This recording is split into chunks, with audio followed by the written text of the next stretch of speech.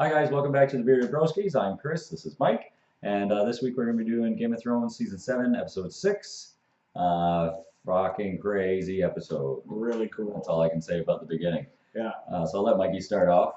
Yeah, so we're going to kind of try to play it as linear as possible, but since there's only like 2 or 3 really main storylines in this episode, we'll just kind of like keep touching on some. We'll bounce back and forth a little bit, but as a different storyline pops up, we'll bring it through to the end. So we'll start with the Northern Avengers, the Suicide Squad, whatever you want to call them.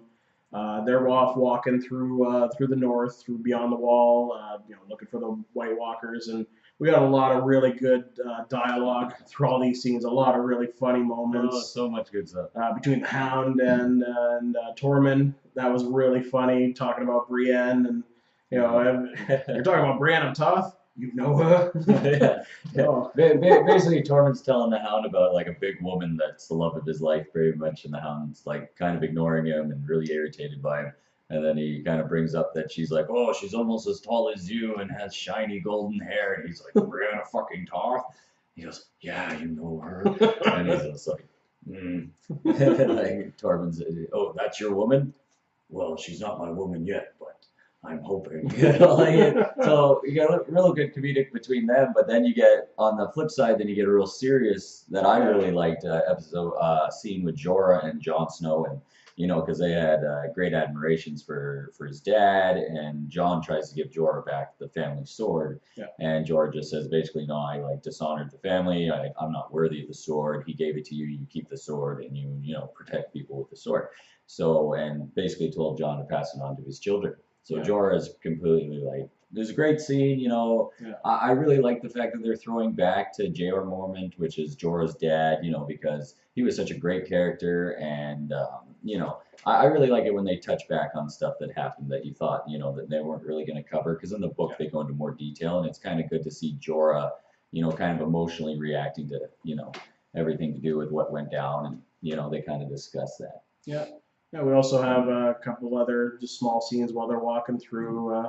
Thoros is talking, or it was Beric was talking. To Gendry? Yeah, they were talking, because Gendry's obviously still a little chapped about how obviously they were going to leave him to die, basically, and they're just like, that was our plan, that was the Lord's will, that was what we were, made to do. So I mean, we just got a lot of really good scenes between all these actors here.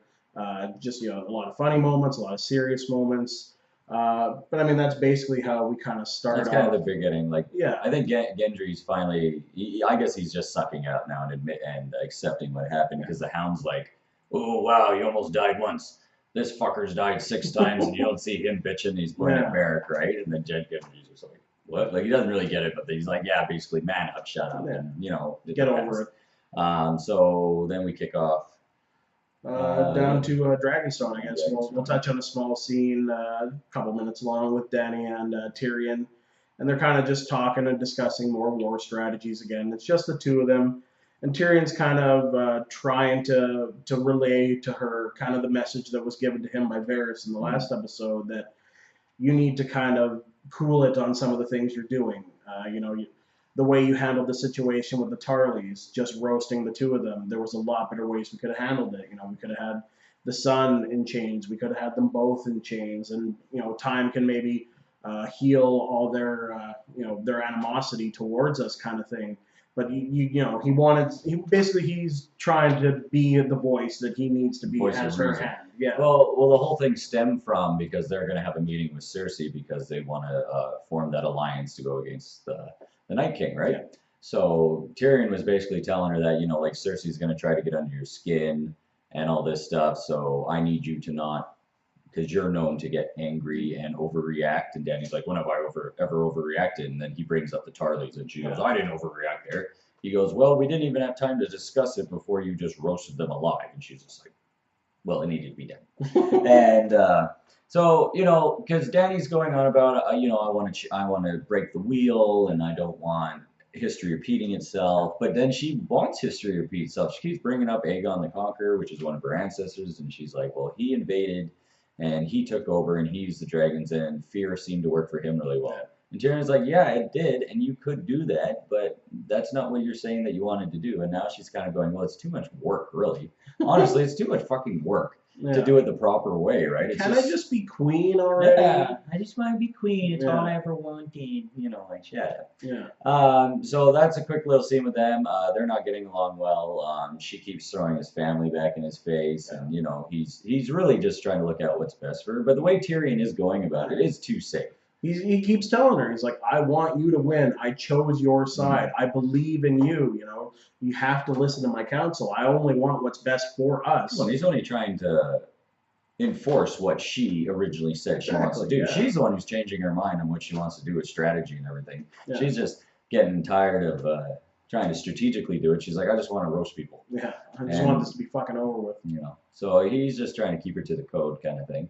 And then we will bounce over to Winterfell. And we got three scenes there with Sansa. Sansa has a scene with Littlefinger. Basically, because Littlefinger has orchestrated this whole thing as usual.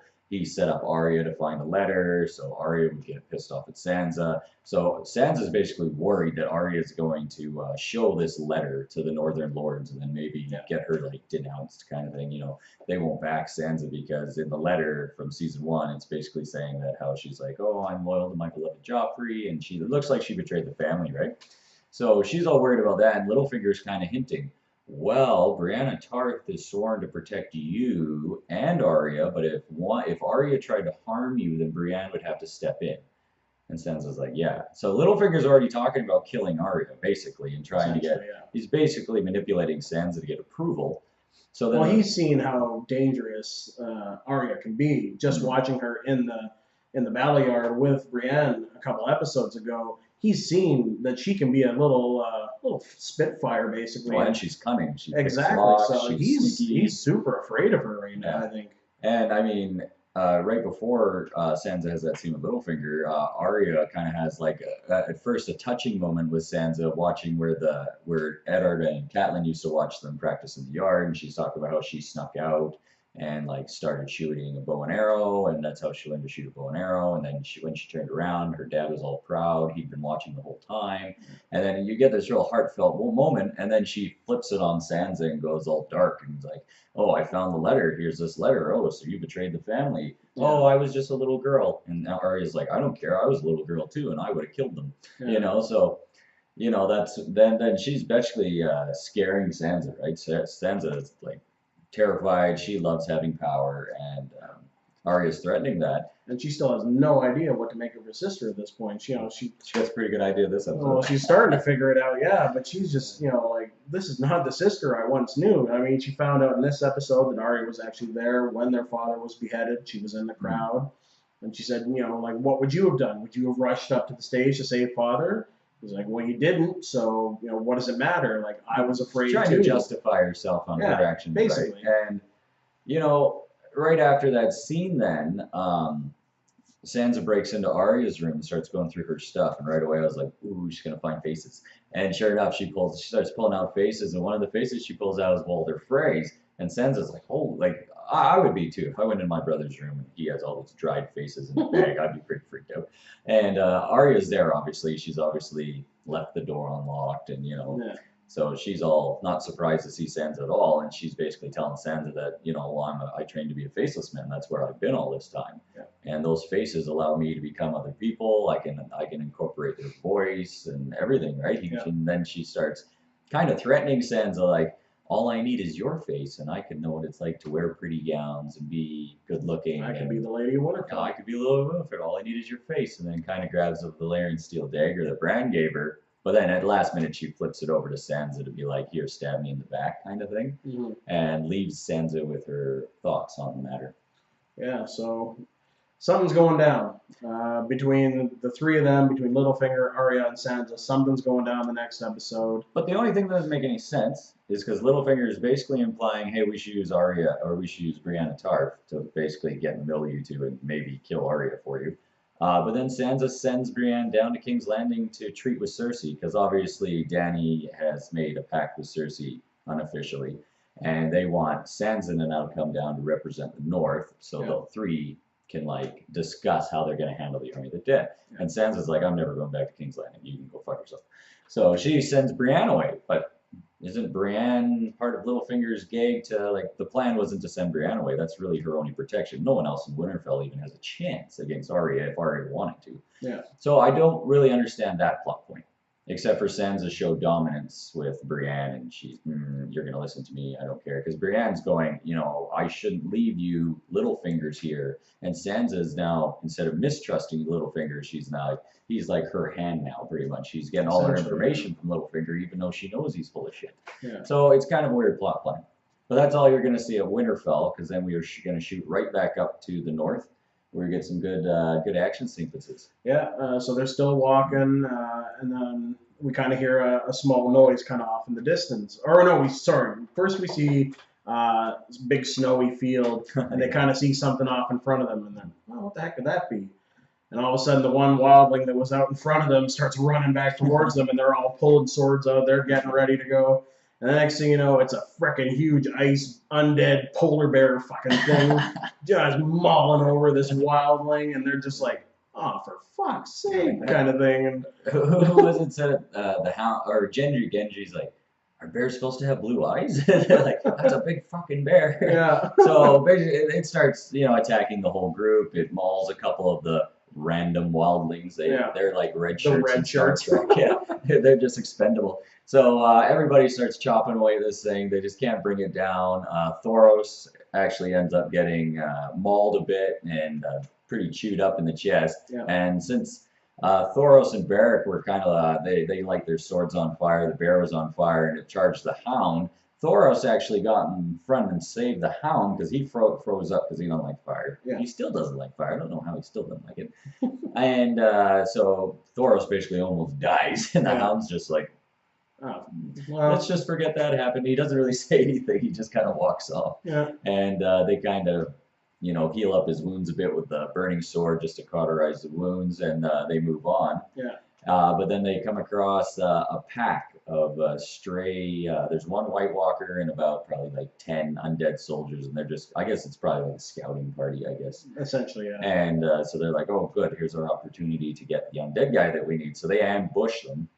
And Jon takes out the White Walker with Longclaw, and then all of them die. So they save for one. Save for one for some reason, and they're trying to. So that's a huge plot point. So basically, which is what you kind of expected, like if you kill the Night King, they all die. So it's kind of like you have to because his magic kind of is control. So we found out though because one survived and didn't crumble was because they pieced together that I guess it's whichever White Walker raised them. So I guess that one had reanimated the 9 that died. So they all died when he died. Yeah. But then the one must have been brought back by somebody else. So that's why. So they bound and gagged this damn thing after it takes a big chunk out of the hound's hand. And then pretty much the army of the dead fucking starts showing up. Yeah, they hear another noise coming over the rise, and they see the army is coming, and they send Gendry off running. They're like, you're the fastest. They say, you're the fastest. You can make it back in time. And he doesn't want to go, obviously. He wants to stay there and help. And they're like, no, just go. So the hound grabs his hammer from him. He's like, you'll be faster without it. So he's like, no, I got a big fucking hammer. You'll be faster without a hammer. He's like, no, I got a big fucking hammer. I can fuck people up with. Gendry becomes Kenyan and starts running for the wall. Usain Bolt's it. Yeah, exactly. And so they have a shot of him passing out basically in front of the wall. The Night's Watch, or Davos comes out with a couple of Night's Watchmen. They pick him up and he goes, we got to send a raven to Dany. Because basically Jon's like, the only way we're going to get out of here is if you tell Dany to bring some fucking dragons. Yeah. And so they get surrounded on a lake. And there's a big stone center in the middle of the lake, randomly. And then they're fighting the army of the dead until they start cracking. They fall through the ice. And so they're kind of just trapped on now an island until the water freezes. Which probably I'm assuming they were there for a couple of days. But I mean, the Night King shows up, and they're just sitting up on the hill there. They're just watching them. Couldn't the Night King just kind of go down, touch the water, and it turned ice? Like, that's kind of what he does, right? But instead, they just wait them out on this island, so the Avengers are stuck with probably about 150,000 undead just standing there waiting for ice to freeze. Until the Hound finally gets bored.